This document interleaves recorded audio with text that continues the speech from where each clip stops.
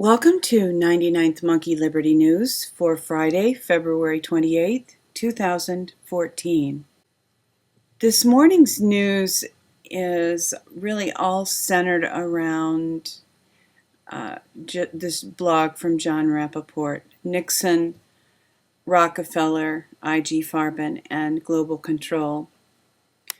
This is a very dense piece. There's a tremendous amount of information here, and I see this as very significant in helping to understand where we are and how we are being played, but not just that. This really exposes the system and how it works. I almost wanted to read this entire piece out loud, but it's really too long, and it's difficult to sum up because there are a lot of aspects here. It's the press and how people are made scapegoats, how people are made to take a fall, how the people's opinions are manipulated.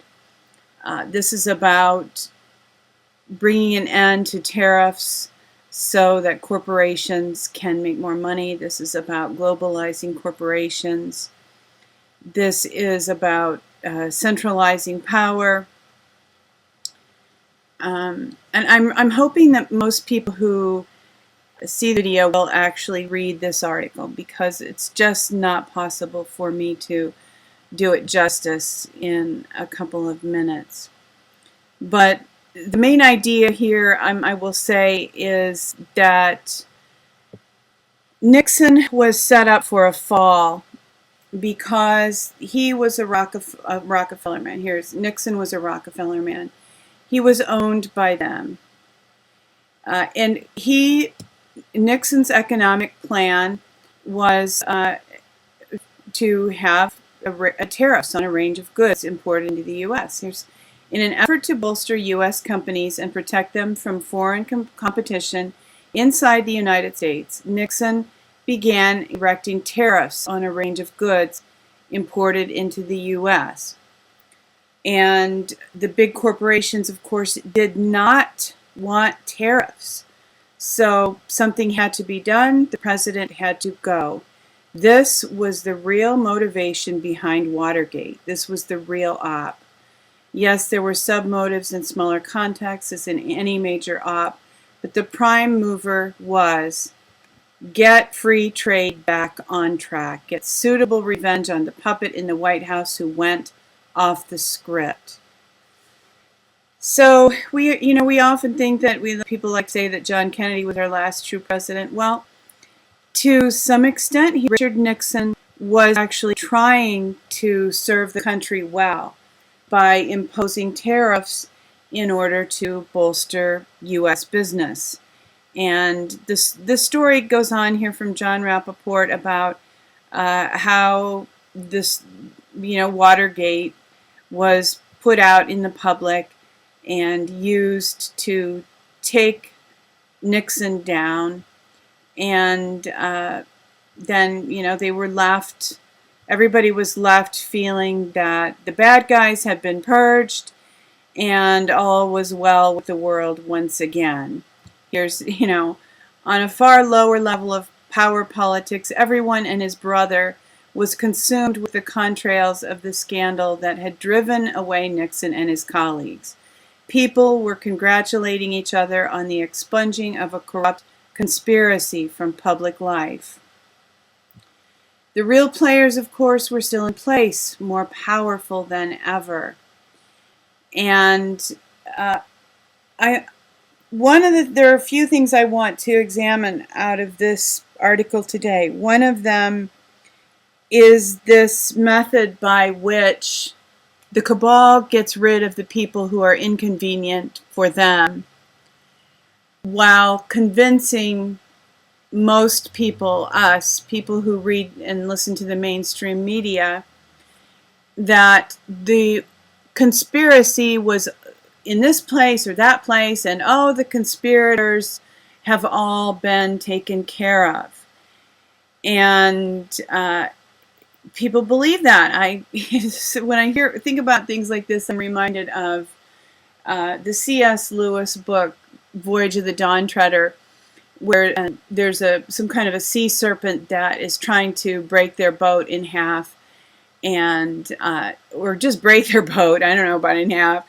And the crew managed to push the sea serpent has formed a circle around the boat, and has evidently used this method in the past to capture things.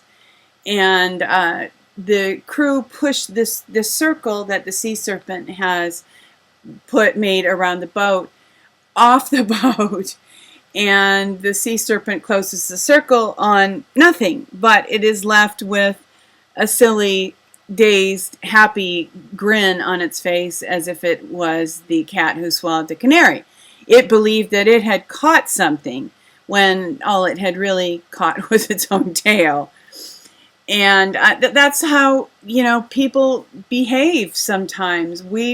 Somebody throws us a bone, and we chew on it as if it were the big juicy piece of New York strip that is on somebody else's table. Well, it's time for us to become wise about these things and learn how to spot when we are being played. And there's just a brief mention that I want to make. Two interesting books by Fritz Springmeier. And one is being written by Ben Bernanke. And he is evidently planning to give people just enough information so that we can be manipulated. The elite, the cabal, the social engineers, the controllers can anticipate when people are fed up, and they will set something up so that we feel as if we have been given justice. And of course, that is just a layer, one of the layers. Like on a much lower level of power politics, people felt like they were, the conquering heroes. And they weren't. They were just pawns. They were puppets. And the true winners were the big corporations. So here Fritz has written about Ben Bernanke's book and the spin that Ben Bernanke is going to put on things so that it's convenient for the cabal. To quote Fritz here, "I have learned that the hierarchy has given him, Ben Bernanke, permission to reveal secrets. Apparently they feel very much in control of the globe, and consider these new revelations will help people understand the elite better. The idea that walking a mile in another man's moccasins will help one understand him." And I'm pausing from the quote here, presumably understand in ways that, make them the heroes, make Ben Bernanke the hero. Guess what? He's not. I'm going on with quoting Fritz. "Also, the Illuminati feel that these revelations will help the public find the right scapegoats when the crash comes, or to put it in their own language, pay with their lives." So, as with Nixon, although there were many other things going on there, and of course there are today too, the Illuminati want to give the public, us, the people, a scapegoat, and find the right scapegoats when the crash comes, and feel that justice has been served, and move on with our lives, nothing to see here, move on, move on, move on. I'm hoping deep, deep in my heart, and I'm praying that we will have the wisdom to not be duped by this. That the scapegoats that they present us with, that we can look under the hood and find who is really responsible for what has gone on. Find the real story, prosecute true justice, and God help us. And I seriously mean that as a deep prayer, as a groan, really. God help us in Jesus' name to be wise and to determine who's responsible so that we don't punish the wrong person and reward the wrong person, as what happened with Watergate. And just for a little background here about impeachment, because ultimately, this story is about impeachment and what Jon Rappoport wrote, Richard Nixon's impeachment. And this thought is, the talk of impeachment is in the air because some people are calling for Obama's impeachment. So I wanted to include a little bit of information here just to make this whole idea more clear. From HistoryNet.com, were U.S. Presidents Johnson, Nixon, and Clinton impeached? And this is, there's really not an opinion here. This is just facts. But it does give the true accounting historically of what American presidents have been impeached and the reasons for their impeachment. Now, this is even interesting, the idea of impeachment, because as I've stated, I believe that House of Cards is a means to expose what really goes on in the U.S. government. And spoiler alert here, the president in House of Cards is impeached. And the reason for which he is impeached is so incredibly what I would call shallow or lackluster, maybe. Not that there is a luster to doing evil, but it pales in comparison. What he did or was accused of doing pales in comparison with what Obama has done. And even when you consider Nixon, if you read through that history and see why he was impeached, again, his offenses absolutely pale in the face of what Obama has done and continues to do. But I want to look at another aspect of what Jon Rappoport wrote about. Nixon's true offense was levying tariffs, because tariffs impede trade and control corporations. They make it so that corporations have to pony up and pay for some of the profits they make. Historically, tariffs have been a really brilliant way of raising revenues. And I'm going to read just a little of this from Wikipedia. Tariffs in United States history have played important roles in trade policy, political debates, and the nation's economic history.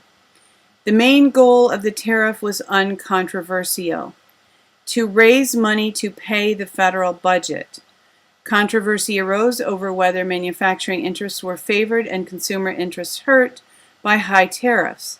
The first United States Congress, wanting a straightforward tax that was not too onerous and easy to collect, passed the Tariff Act of 1789.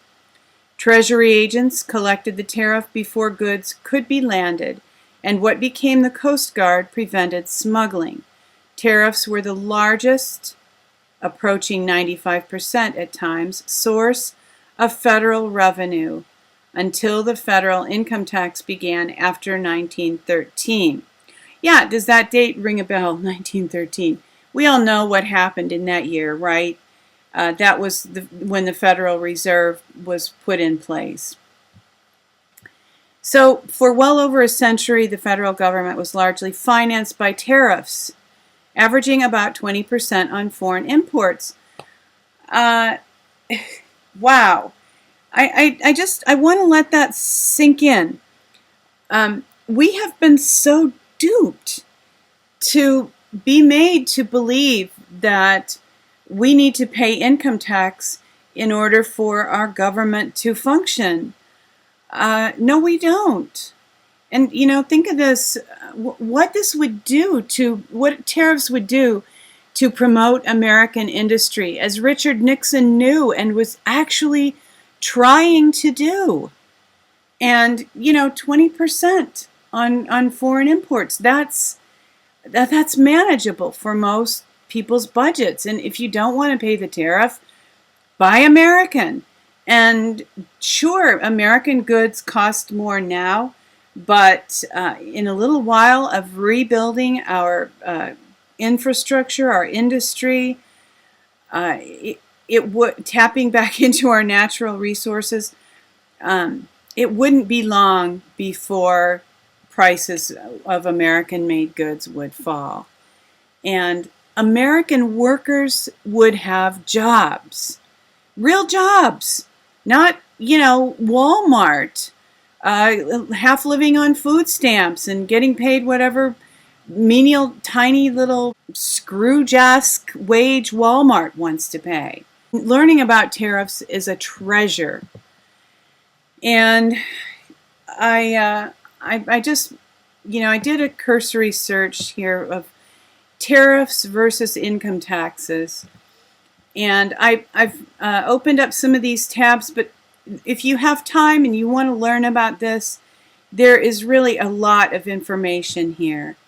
And it probably doesn't even require all that much filtering, because these are historically known and acknowledged facts about tariffs. One of the tabs I opened, LouRockwell.com, and this is from October 14th, 2000. This is not new information. This was written by Gary North at that time. The case for tariffs only. And he goes through and explains how well tariffs serve to help a nation become more prosperous. And just, I mentioned that the taxes, income taxes, began to be collected in 1913 following the founding of the Federal Reserve as the bank, the central bank for the U.S. And here's just more information on that, when the income tax was begun here. Reimposed federal income tax following the ratification of the 16th Amendment, and lowered basic tariff rates from 40% to 25%, well below the Payne-Aldrich Tariff Act of 1909. It was signed into law by President Woodrow Wilson on October 3rd, 1913, and was sponsored by Alabama Representative Oscar Underwood. Okay, so actually I was wrong. This occurred before the Federal Reserve Act, but see, they were building this whole thing, and Woodrow Wilson is mentioned in a LaRouche Pack article about bad presidents.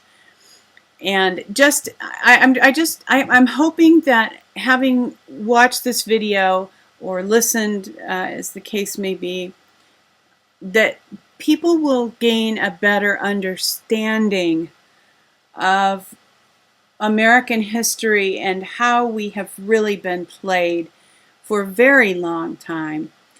And this LaRouche Pack article goes into great depth. To be quite honest, I need to read it again, because there was a lot here that is frankly over my head, things that I had never heard before. And I'm still weighing, some of the opinions that are expressed here, but some of the facts are very clear. Here is one of them. The fact is, there has been something rotten imported into our system of government from its founding, something which fits one particular illustrative case of major crime. The consent of acceptance of the assassination of Alexander Hamilton by the locality of New York City at that time, and also by those presidents who had implicitly condoned the occurrence of that assassination, and the assassin Burr himself. So again, some deep history here.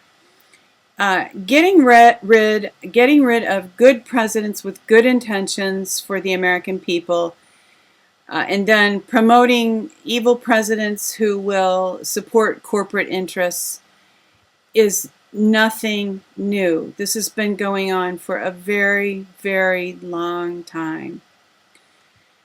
And you can learn a lot from this article, and of course LaRouche PAC brings it back to Obama and the necessity of impeaching Obama. And Lyndon LaRouche believes that Obama actually needs to be jailed, and I can't eloquently argue against that. And I do agree that that we certainly need a president who will promote and permit restoration instead of continually fueling the corruption that has become the chief characteristic, really, of American government. So we all need some good news after that, right? From the 10th Amendment Center, this is an incredible story. Let's make it one for the history books. CBS News reporting on the Nullify NSA campaign from the 10th Amendment Center and the push to deny water to the big facility in Utah, said this is an incredible story and one for the history books. So kudos to 10th Amendment Center, and thanks to some of these reporters who seem to be beginning to, for whatever reason, report the truth. And again, I think we need to be very wary of what we believe and what scapegoats we accept, that we don't prosecute the wrong people for the crimes against humanity and the people of the United States. But hopefully people will begin to become aware of these issues, and as they become aware, we all are there to fill in the blanks for them, right? And help them understand these things that we have been studying for a few years, some of us much longer. Not me, just a few years for me, since 2008. Here's the video on YouTube. Utah representative wants to shut off water to NSA facility. And, you know, it is CBS this morning. And this is actually from February 14th, but I just learned about it, and I thought that you all would enjoy hearing about it. And here is some more specific to our individual lives good news from Natural News blogs. The health benefits of raw milk and the dangers of processed milk. If you can buy, if you like milk, if your milk is a part of your life, or cheese or any dairy products, and you can find raw milk, you might want to give it a try. I use raw milk on a regular basis, and I really believe that the enzymes it contains help us to digest dairy and are very beneficial in many ways. I agree with this article, and there are some great things in milk that has not been pasteurized. Of course, you have to get it from a very careful farmer, which we want anyway, right? We want our food to come from clean farms and clean animals, and people who care about the earth and care about the animals that they are shepherding and care about the earth that they're stewarding. With that, thank you for tuning in for today's 99th Monkey Liberty News. It's Friday, so have a great weekend. Weeping may endure for a night, but joy comes in the morning. Hoping that you will love one another, take care, and insist on liberty.